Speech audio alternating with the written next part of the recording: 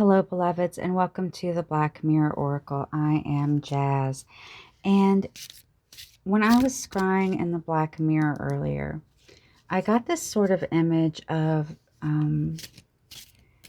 like two parallel lives side by side. The first was a person kind of doing the standard 9 to 5, but the issue was like the world looked really, really, really gray. Right? So getting up, going to an office, um, you know, that kind of energy. But the person looked really, really, forlorn. They seemed really, really sad. Like I said, the world kind of came off as gray, right? And they had a nice home. They had a nice life, but it felt very gray. And then beside this image, I got another image of the person doing the exact same thing every day in their life. But they stopped and noticed flowers. There was color in the life. They put on a more colorful suit, or outfit. They smiled more. They grabbed a little treat here and there. So it was this idea, these two juxtapositions of like, I know that it's really a cliche, but it's like sort of like how attitude can shape a lot of your life. But I got that feeling around it where it's like transforming the idea of I have to do something into I get to do something. Now, I would never play down societal forces and things like depression and stuff. Obviously, you've got to get help that you need when you need it. It's okay to vent. It's okay to be, no toxic positivity here, right? But the idea is that there's a lot of things in your life, not everything, but a lot of things that if you can change your attitude from I have to do this, you get to say I get to. And I think what it does is it re-brings that wonder back into your life. That was the feeling I was getting because, like, for example, I have like an above ground pool. So I'm like, oh gosh, I have to go out and, get in the pool and, skim it or whatever. And oh, so tired. That can be like, I get to go outside and get in the water and enjoy the sunshine. And I just happen to have to do this thing too. But it makes something that could feel very tedious and painful into something less tedious and painful. And, that's just like a random task. It could be dishes and laundry, like seeing the fascination of like, oh, I'm some kind of weird animal on some kind of weird planet.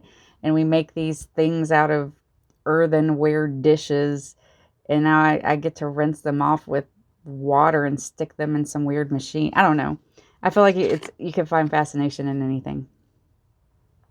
Today's oracle card, we have this girl. It's actually interesting. It feels a lot like the image I got because she's got butterfly wings, but she's like on a swing, right? And it's just like she's looking down on things, almost like a hanged man viewpoint, right, from up above. But she doesn't look happy. She looks very upset, but like clearly she is magical, right? Clearly she is magical. So it's like she's not being able to see the magic of her own existence because of all these things kind of piling up. And here is your shadow card. Okay. So one of the reasons that it can get so overwhelming is that if you're paying attention to what's going on in the world at large, it can be really, really difficult to hone in on that I get to live my life, woohoo, energy. Because a lot of times that's, like we talk about, like groceries are crazy, gas is crazy, the prices are crazy. But there are so many things out of our control, right? And if we are always focusing on the things that are out of our control, it'll start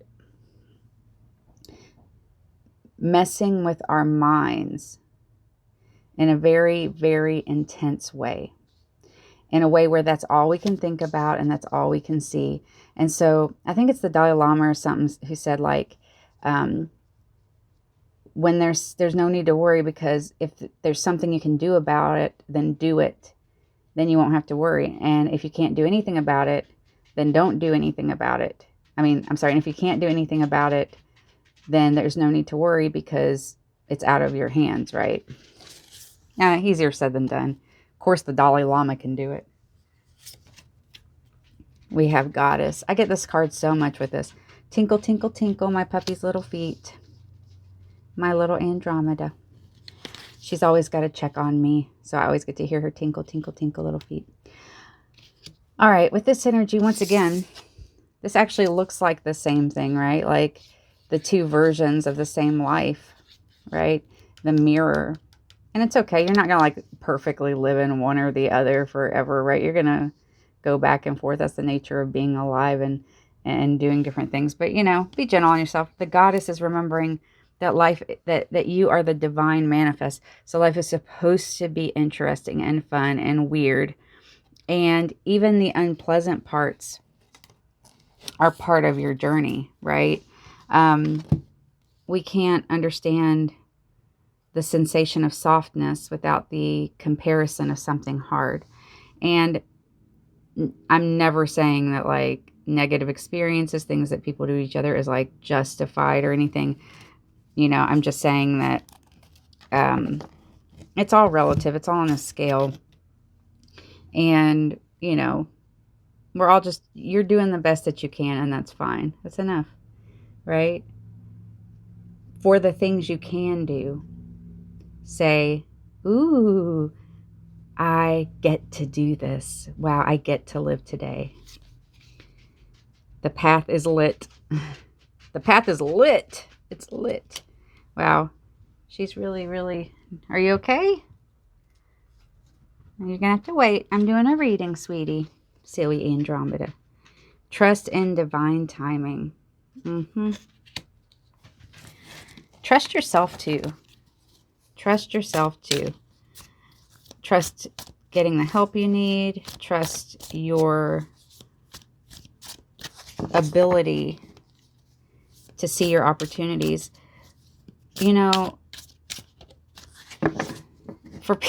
This is kind of interesting. Sometimes the problem is not even what you think it is. So don't be afraid to explore it. And here's what I'm saying. Somebody I know was like, in perimenopause or whatever, and she was like, the color had just drained from my world. And then she went to the doctor, and she had never had like mental health issues or anything. And she was just like, oh my gosh. And she went to the doctor, and they put her on estrogen. And suddenly she was like, oh, the world's colorful again. I'm happy again. It's bright again. Now, obviously, I'm not diagnosing or saying anything like that. This is just a specific random example. But sometimes the issue isn't what you think it is. Maybe there's some other things. So make sure you're exploring your options with professionals and running things with your friends and, whoever. Because sometimes there'll be a viewpoint of something that you didn't see. And a lot of times when you get caught into that kind of dark place, it's even harder to see, right? Candle just went out. Remember though, but you're keeping it lit. The path is lit. Death, we have renewal here. So yeah, a renewal from that kind of dark space, into Queen of Pentacles energy.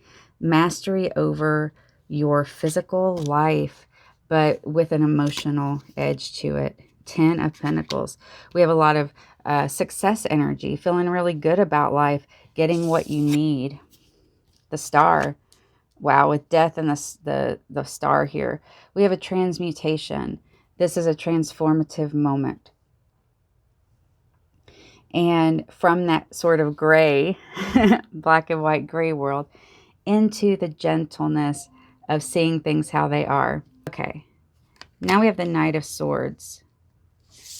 The feeling of you are so ready for this, and the Knight of Cups. Yeah, you want to rush in. You're really emotionally invested because you're really tired of seeing the world in grayscale, right?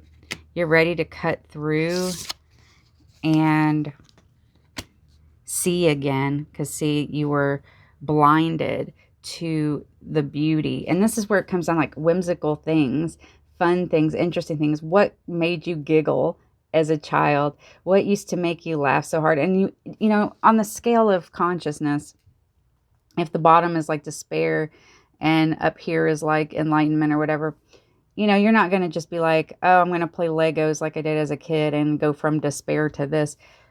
It's okay if you just go one step up for a little while, right? Like, you just take your time, be gentle with yourself. Sometimes it'll feel like you're acting out, like in the sense of like, you're like, what in the world? Like, this, I'm not really having fun with this. And of course, if you're not having fun, don't do it. But sometimes with play, you have to give yourself a chance because you've got to practice it again because it's been so embedded in your mind that something is wrong with it. And we have the Queen of Wands. A lot of powerful divine feminine energy. So I'm getting the idea of care. And one of the things that divine feminine often has to do, I mean, we have fire and passion here, is that the divine feminine is nurturing but playful, right? Nurturing but playful. How can you nurture and be playful with yourself? One thing that I did was actually made like a list. So like I have a list of like, I call them like my sanctuary rituals. And so for every day of the week, I have a different self-care thing that I do. And it's a little way to remind myself that I love myself in a world and in a life where I was told over and over again, really bad things, or indirectly shown, all of us were indirectly shown that we're never good enough or whatever. Doing that is a radical act of self-compassion, right? A radical act of self-compassion to just say, you know what? I don't care what anyone says. On Mondays, I'm taking a nice bath. Also, what in the world is wrong with our world where they're like, you're so indulgent for taking a bubble bath or whatever. Let's see what we have to say. Your healing journey is not a scavenger hunt for new flaws. It's okay to just be. It's okay to just be. It's okay to... It's good to work on your shadow and stuff, but I try to always remind people, because we're sitting here on a very serious shadow work channel. I do that Day in the Life of a Mystic series to remind us that shadow work is supposed to be fun too. There's not just a bunch of scary stuff in your shadow. There's so many beautiful things in your shadow. Did you like ballet? Did you like music? Did you like to spin around until you fell over? What did you enjoy doing? Your healing journey is not a scavenger hunt for new flaws. Your healing journey is exactly that. It's a healing journey. You're never going to get there, so don't feel like you got to rush to the end of it, right? It's supposed to be fun that you never get to the end of it. It's supposed to be interesting. If you got to the end and, it's that thing like when you watch a movie, if someone tells you the end, it ruins the movie, right? You don't listen to a song to get to the end of the song. You listen to the song to enjoy the song. And that's what life is supposed to be. You're supposed to be enjoying the process, not rushing to get to the end of it. Nobody should make you feel smaller. You aren't Alice and they aren't a mushroom.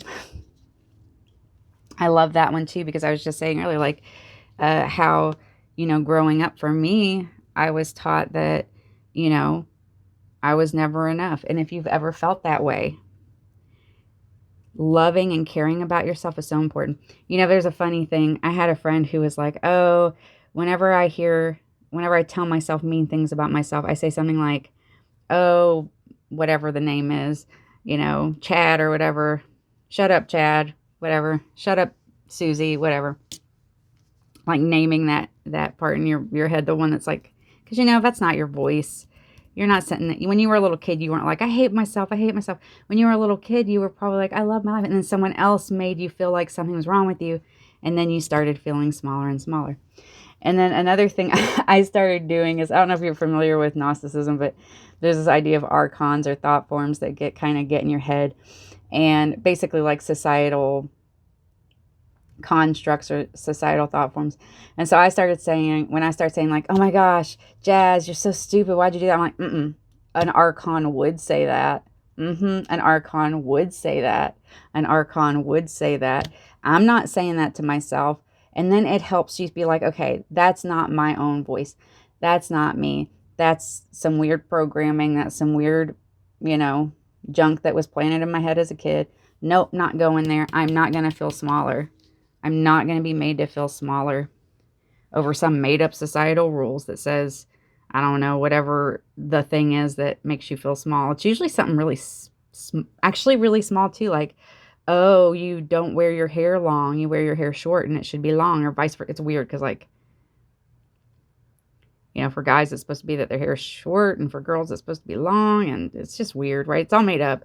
It's like that thing where pink is for girls and blue is for boys, but that was because there was a typo in a Good Housekeeping magazine in like the 30s or the 50s or something, because before that, pink was for boys and blue is for girls, and now there's whole sections of men who are terrified that their masculinity is going to be compromised because they encountered the color pink. Oh no, not the color pink. So once again, I feel like people who are strong in themselves and the divine masculine who's strong in themselves can wear pink. So anyway, this one was so funny. There were so many interruptions in this one. So you notice I'm going to do a lot of edits with it, but notice there's so many interruptions. And I feel like that's the thing about this too, is right. You feel like a lot of times your peaceful time is interrupted, right? You feel like you're burned out. So just keep in mind that your healing journey is not a scavenger hunt for new flaws. Sometimes it's just to stop, just to rest, just to have fun. You've got this. Thank you so much for being here. Please comment below how you are making sure that you are your full, vibrant self. If you're too much, let those other people go find less. Okay? You're doing great. I'll see you next time, beloveds.